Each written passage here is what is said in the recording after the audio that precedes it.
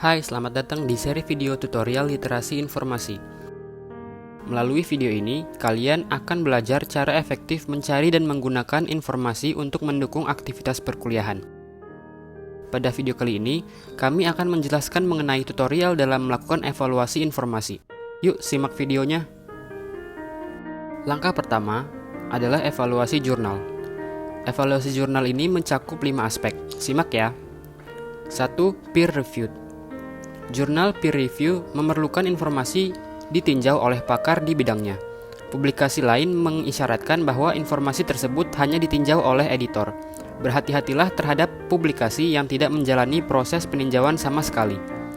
2. Reference.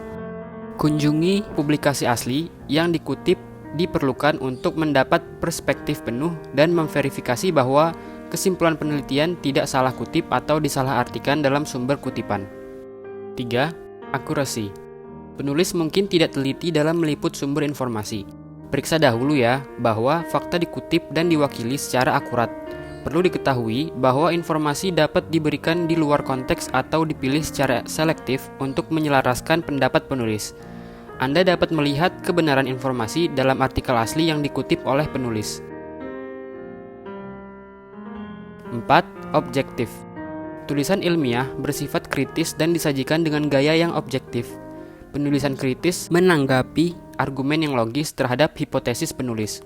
Cakupan berupa teori atau bukti alternatif tentang suatu topik dan menunjukkan analisis komprehensif dari semua pandangan yang berpengaruh. 5. Author authority. Beberapa sumber informasi seperti artikel, berita, blog, Wikipedia, dan kolom majalah tidak menunjukkan tanggung jawab atau kredensial penulis tidak jelas.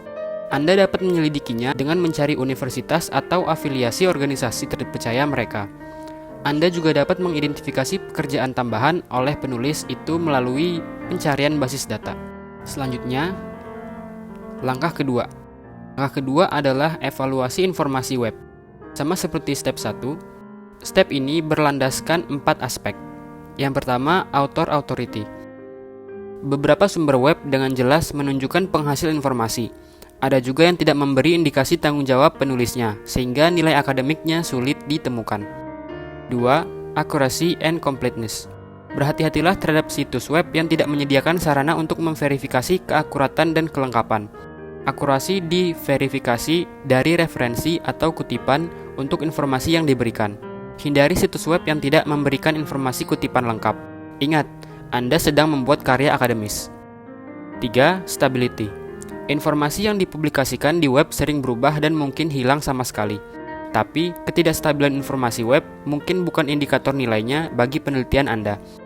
Jika data web digunakan, jangan lupa catat tanggal pengambilan Anda dan coba temukan identifikasi dari metadata kode sumber. 4. Bias, misrepresentation, propaganda, and commercial agendas. Situs web mungkin hanya menyajikan satu sudut pandang tertentu dan dapat memberi gambaran yang salah, atau dengan sengaja membiaskan sajian informasi untuk memajukan agenda tertentu. Publikasi tentang suatu produk atau layanan atau dari kelompok lobi hanya boleh masuk jika referensi disediakan untuk data, sumber informasi lain, atau evaluasi independen.